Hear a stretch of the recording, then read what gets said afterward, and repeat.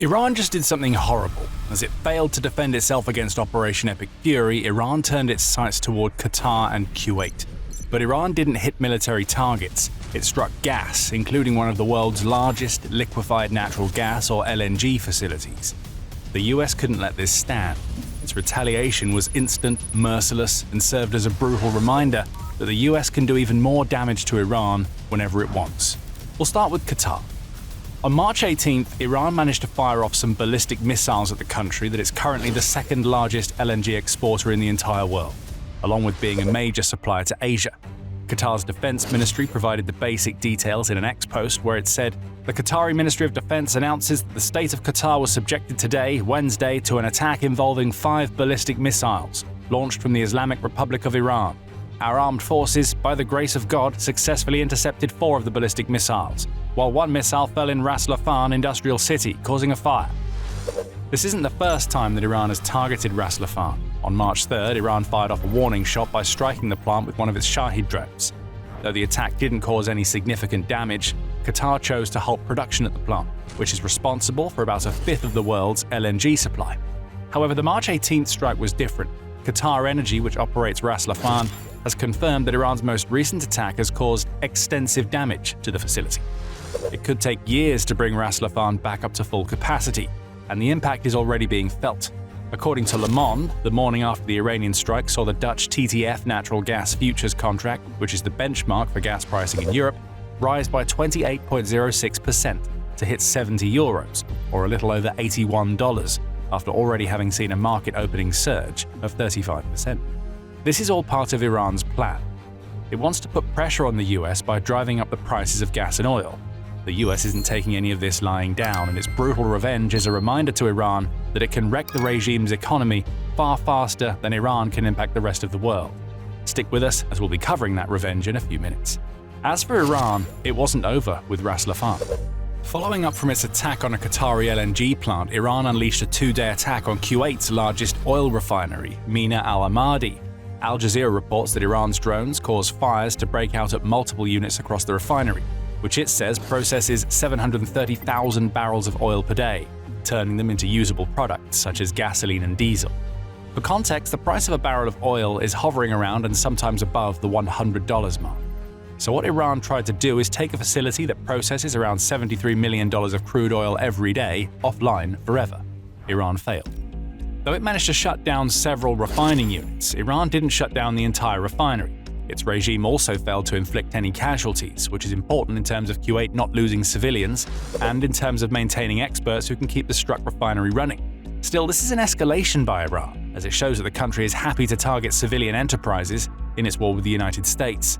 Unable to defend its own military infrastructure, Iran is instead living up to its reputation as being the bully of the Middle East. We'll explain why that matters in a moment. Before we do, it's important to note that Iran's attacks weren't completely unprompted. This was a tit-for-tat response after Israel struck an Iranian-owned gas field. However, that attack was also a response to Iran launching a previous strike against a Middle Eastern gas field. On March 17th, an Iranian drone assault caused operations at the Shah gas field, which is about 111 miles southwest of Abu Dhabi, to be suspended. That facility supplies about 20% of the United Arab Emirates' annual gas, along with 5% of the world's granulated sulfur, The Guardian reports. Israel's response to this attack was to launch one of its own at the South Pars gas field, which Iran shares with Qatar. That gas field is the largest source of domestic energy in Iran. Qatar could see what was coming after South Pars. A spokesperson for the Qatari Foreign Ministry, Majed al-Ansari, labeled Israel's attack as a dangerous and irresponsible step, adding that targeting energy infrastructure threat to global energy security. Iran's response to the South Pars strike proves Ansari right. What we have here is a situation that Iran is salivating over. It knows that it can't compete with the sheer power that the US brings to bear in Operation Epic Fury, but if it's given any excuse to attack the oil and gas facilities throughout the Middle East, it's going to take that excuse and run with it. Iran is trying to start a gas war, and its plan could be working. We've already mentioned the skyrocketing price of gas in the wake of Iran's attacks. Per the Financial Times, analysts are already predicting that the attack on Ras Laffan has the potential to cause a lasting global gas shortage, though the scale of the damage caused in the strike will determine how long that shortage lasts. MST financial energy analyst Sol Kavanich tells the outlet, Even when the war ends, the impact on supply could last months or even years as repairs are undertaken. Australia's ABC News highlights another issue with a quote from an unnamed Australian who operates out of the Middle East.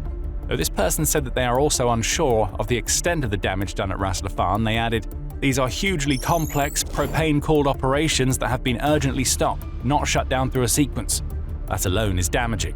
Even if the operations themselves haven't been the direct targets of Iran's missiles, as we speak, most major Gulf region oil and gas producers have been forced to curtail their output," the Financial Times reports. And these reductions will only get worse if Iran is allowed to continue targeting energy infrastructure in the Middle East. This is the gas and oil war that Iran wants to create. What we may be seeing here is a turning point in Operation Epic Fury. An operation that had mostly been limited to Iran's territory outside of a handful of isolated strikes against American bases in the Middle East has taken on a new complexion. Even the US has tried to leave Iran's energy supply alone, as we saw in its attack on Kharg Island, where it took out the island's military infrastructure while leaving its oil facilities, which are key to Iran's entire economy, untouched.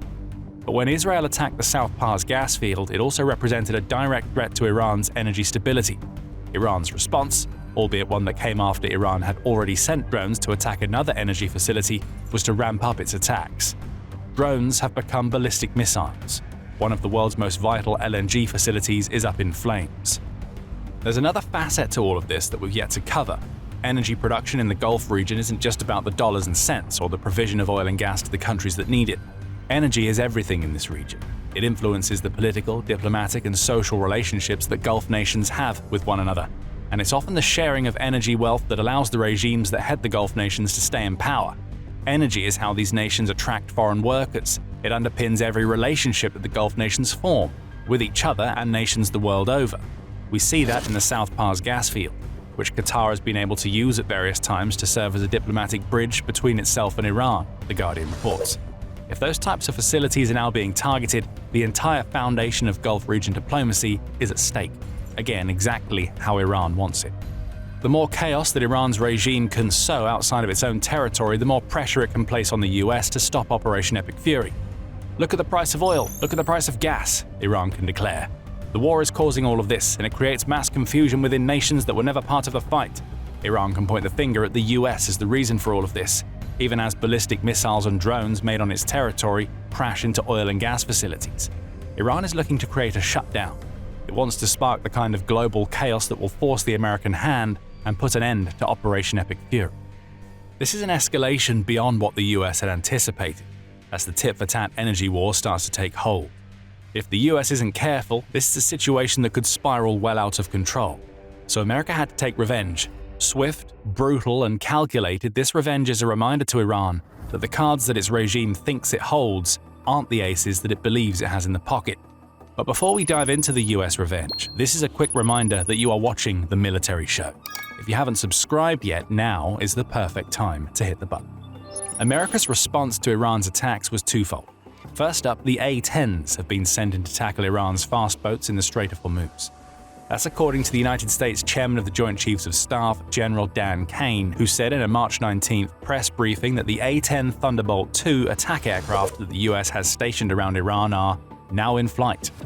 These aircraft are hunting and killing fast attack boats in the Strait of Hormuz. Kane added, in what is the latest step by the US to reopen the Strait of Hormuz, that Iran has managed to mostly close off since the launch of Operation Epic Fury. You may be wondering what this response has to do with Iran's attacks on Gulf oil and gas.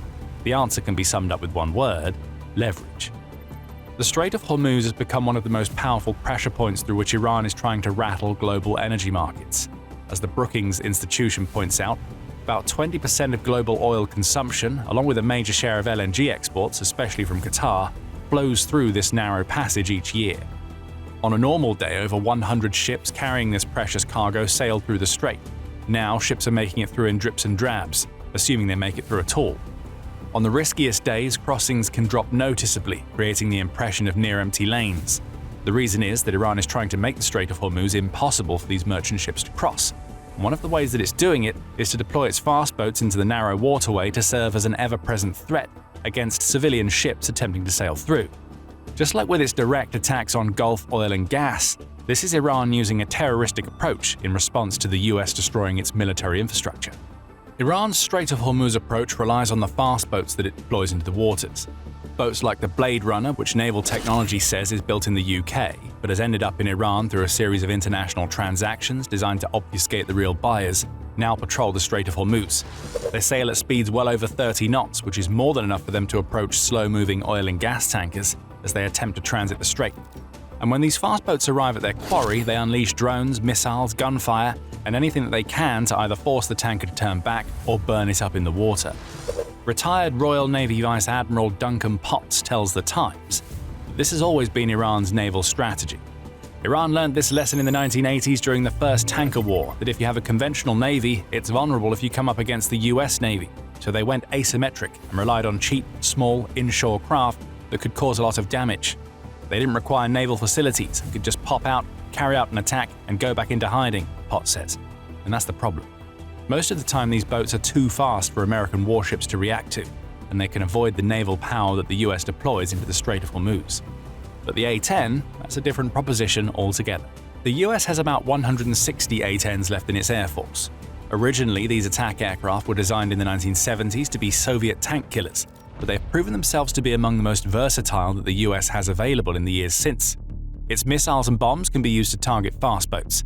The aircraft is faster in the sky than the fast boats are in the water, and with the 30mm GAU-8 Avenger 7-barrel autocannon built into each A-10, this is an aircraft that can swoop in and shred fast boats before the crews even know what hit it. What we see here is the US sending a message to Iran via the Strait of Hormuz. It's sending in the A-10s to stop Iran from controlling the strait, which in turn strips away the leverage that Iran can use to hold over the Gulf and the rest of the world. And it gets worse for Iran, because it's not just A-10s that are ruining the country's Strait of Hormuz strategy. A new wave of 5,000-pound bunker-busting bombs has been unleashed by the US, and they're targeting the missile and fast boat launch sites that dot the coastline of the Strait of Hormuz. These bombs are GBU-72s, which are reportedly being dropped by F-15Es on the hardened Iranian anti-ship missile facilities that are all over the coast. These powerful bombs first surfaced in 2021 when news broke of the US conducting tests on the bomb at Eglin Air Force Base. They can be fitted into F-15Es, as we're now seeing in Iran, as well as B-1B Lancer bombers, which we know have been deployed in Iran and are currently using RAF Fairford in the UK as a base of operations. Guided using a combination of GPS and inertial navigation, these bunker busters are attached to KMU-572 JDAM kits, allowing the US to launch them from standoff range and still hit their targets. The massive kinetic energy generated by these bombs as they plummet toward a target, combined with their design, is what gets them through concrete and soil. And once the GBU-72 penetrates, it explodes, wrecking everything in its path. Obviously, these strikes are designed to relieve pressure on the Strait of Hormuz, again depriving Iran of the leverage that we spoke about earlier. However, the US is also specifically targeting missile launch sites with its new bunker busters. These sites may be the ones that Iran is using to launch attacks against the likes of Qatar and Kuwait. This is revenge on a far more brutal scale. Taking out the fast boats with A-10s is one thing, but launching GBU-72s at Iran's coastal missile launch sites delivers a message right back to Iran in the wake of its gas and oil infrastructure strikes. You may have hit them once, the US is saying, but we're going to make sure you don't ever hit them again.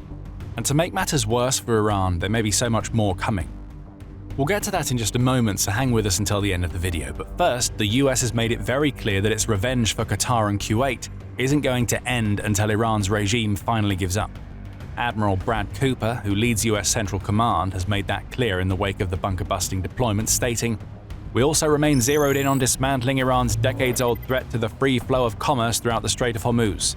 US President Donald Trump has been even blunter with his threats against Iran. On March 22nd, Al Jazeera reported that Trump warned that the US would start targeting Iran's domestic power stations if freedom of navigation in the Strait of Hormuz isn't restored within the next 48 hours. The US has already hit Iran hard in retaliation for its actions in Qatar and Kuwait. If Trump is to be believed, the US is planning to hit even harder against key energy infrastructure inside Iran if the regime doesn't open up the Strait of Hormuz by March 24th. And as all of these threats are being thrown around, A-10s are patrolling the strait, bunker busters are dropping on Iran's missile launch sites, and as ABC News points out, Iran's mine-laying vessels are also being destroyed. Kane says that 44 of those types of vessels have been taken out of the equation as of March 19th, which is another shot against Iran's aim to use the Strait of Hormuz has the leverage it needs to enable its attacks further into the Gulf region. The US is also ramping up its attacks on the command and control structures within Iran that are controlled by the Islamic Revolutionary Guard Corps. The more of those structures that go down, the harder it will be for Iran to be able to coordinate strikes like those it carried out against Ras Laffan in the future. Finally, there's Kharg Island. You may remember that we told you earlier that the US has held off on destroying Kharg Island's oil infrastructure. After Iran strikes against Qatar and Kuwait, that may change, and it would cripple Iran if it does. Beyond serving as something of a military outpost, Kharg Island is basically a giant oil terminal that The Independent says holds over 90% of Iran's oil exports. At just 7.7 square miles, the island is also extremely vulnerable to American airstrikes, which could raise its oil infrastructure to the ground. The US is wary of hitting Kharg Island again because it wants to keep that oil infrastructure in place, but sending troops to take the island, that's a different prospect altogether, and it would allow the US to gain control over the one thing that is propping up Iran's economy. The Independent says that plans for this seizure are already being discussed by the administration officials. If it happens, Iran's entire economy could collapse. If Iran wants to cause oil and gas price shocks, the US could respond by making it impossible for Iran to sell its oil. Then it would play the waiting game.